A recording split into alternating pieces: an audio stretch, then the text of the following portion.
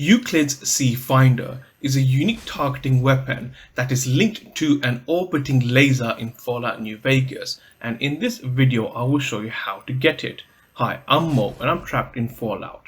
This video will actually be divided into two parts. Part A being actually getting your hand on the weapon, and Part B where we will need to complete a quest in order to be able to actually use it. To get this weapon we will need to make our way to Freeside's East Gate. Now make sure when you get here, you actually get here at night time, so around the 10 PM mark. Freeside's East Gate is directly east of the North Gate. So once you make it, just go ahead and go inside. Once inside, just go into this building you see on the right, and there will be an NPC that should be sleeping called Max. Just go into sneak mode and he should be right there in front of you. Go into hidden status, make sure you're not being seen, and then simply take the gun right off him. Now this might be a little bit tricky because of others knowing your surroundings, but eventually you should be able to just take the gun right off him when you go into hidden. Once you have the gun, we will now need to complete a quest, and upon completing that quest we will gain access to be able to actually use the gun. To complete the quest we will need to make our way to Helios 1. It is directly north of Novak. As you approach the building, you will be stopped by the NCR troop. Now you will need to have a speech skill of 30 to gain access into the building, which should be relatively easy enough to attain. You can do this relatively easy with some magazines also. Anyway, go ahead and approach the building. This is a restricted area. State your business. Go ahead and select the second option that you want to investigate. Or you're a Legion spy trying to... And then go ahead and use the speech dialogue option. I wish I could tell you, but we've... Try not to... And then simply select goodbye. And with that, you will be able to enter the building. Go ahead and go inside. Once inside, we will need to go and locate Mr. Fantastic, from which point the quest will be started. So to actually locate Mr. Fantastic, as you enter the building, use the door on your right and follow this hallway all the way to the very end. And as you do that, you will approach a room on your left. Just go through this room and then open the door you see on your front as well. And from here, just go north and then go down this corridor here. So you should be heading east. Again, follow this to the very end. And as you do that and you open this metal door, from here, just go straight and you want to go into that door over there. So go ahead and open the door over here. And as you do that, again, just follow this path all the way to the very end. And Mr. Fantastic should be around here. In fact, there he is right there. Go ahead and speak to him.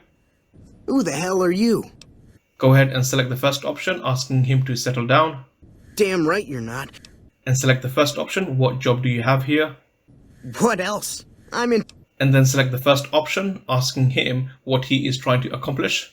Well, see, we're getting... But the mirror's out. Trouble. And that place has... They want me to make... And then select the first option about retargeting the mirrors. There's these two... You'd have... Hey. And then select the first option, I am now. Well, hey, if it needs... And with that, you should now start that lucky old son quest. Go ahead and select the goodbye option. Here. You want this. It's the password to one of the terminals. And with that, he will give you a password to one of the terminals. Now, before leaving, there is another NPC here that we can speak to. Specifically, this NPC here, Reverse. Go ahead and speak to him. It's unusual to see a new face here. And select the first option, I'm a soldier. Well, that explains it. And now select this option where you say that your allegiance is only to yourself. Then for everyone's sake. And then select peace. That's reassuring. But if it's really as you take care of what you do here. Now select this option, the NCR asked me to help increase the power plant's power. Then I would say do it. If you're... I can't... I've discovered a password for one... So by speaking to Reverse, we now have the password to a second terminal, which is good because once we actually leave this area, we will need to access two different terminals. So from here, just follow this path and go through this door to go outside. Now, as you go outside, you will see a number of panels, and in this area, there are two terminals. So fortunately, by speaking to the two NPCs, we now have those two passes to those two terminals. So the first terminal is pretty much right here in front of us. Now I've already taken care of this area. This particular terminal will have a number of floor traps such as bear traps and mines, so do be careful of that. On the assumption you've taken care of that, just go into the terminal and open it and select the first option to reset the mainframe connection. And with that, the first terminal is done. Now from here, this can be a little bit confusing. Just use the entrance and sort of go northeast and just follow this panel path. And as you do, on the horizon, you should start to see the top side fencing of the second terminal.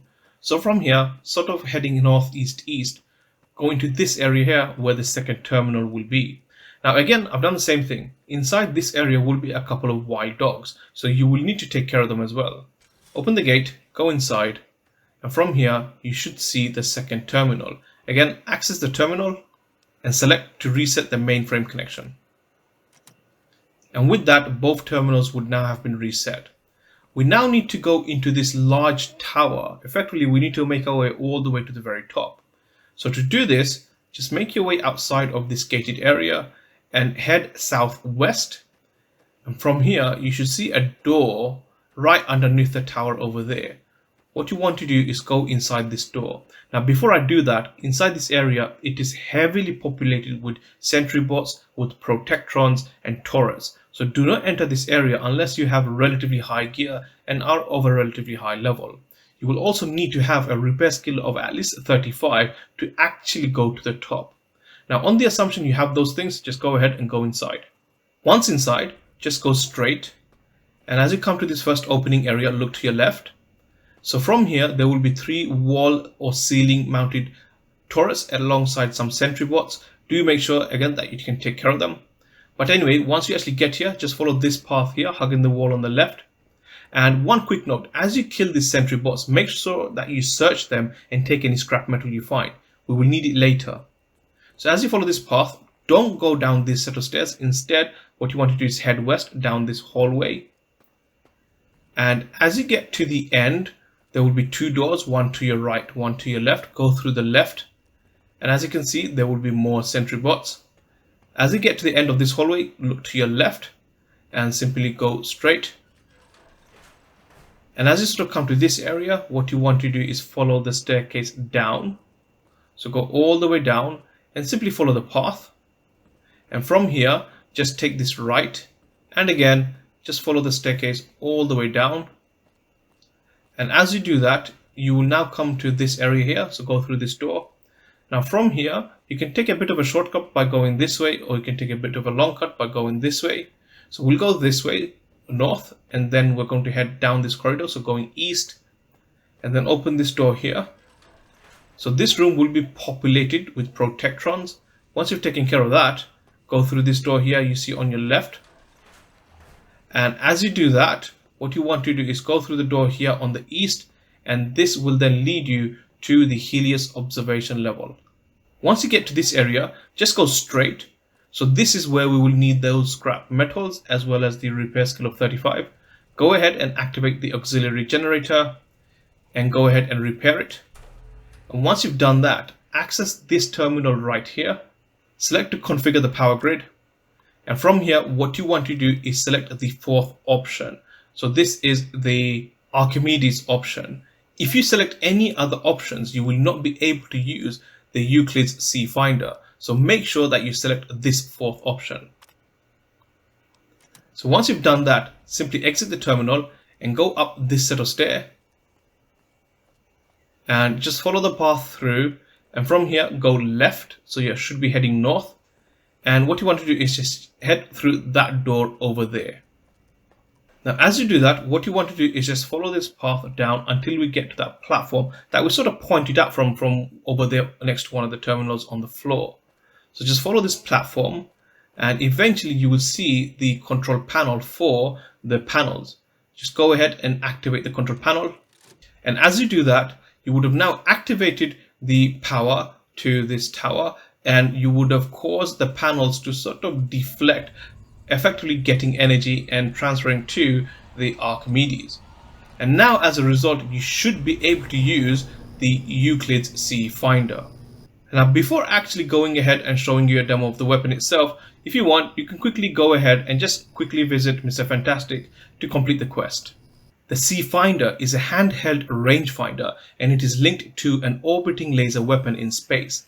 You can use it to pinpoint a target for the laser to beam down on. That said, you can only fire this weapon once every in-game 24 hours. The Euclids C-Finder is a unique form of an energy weapon and it fires Archimedes 2 charges. It has a base damage of 150 and when using in VATS it will cost you 50 points. You can repair the C-Finder using other energy weapons, and from full condition, this one will break after it has fired 3,995 beams.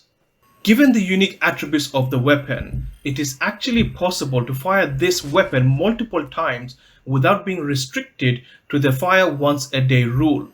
You can do this by simply using the ammo swap glitch.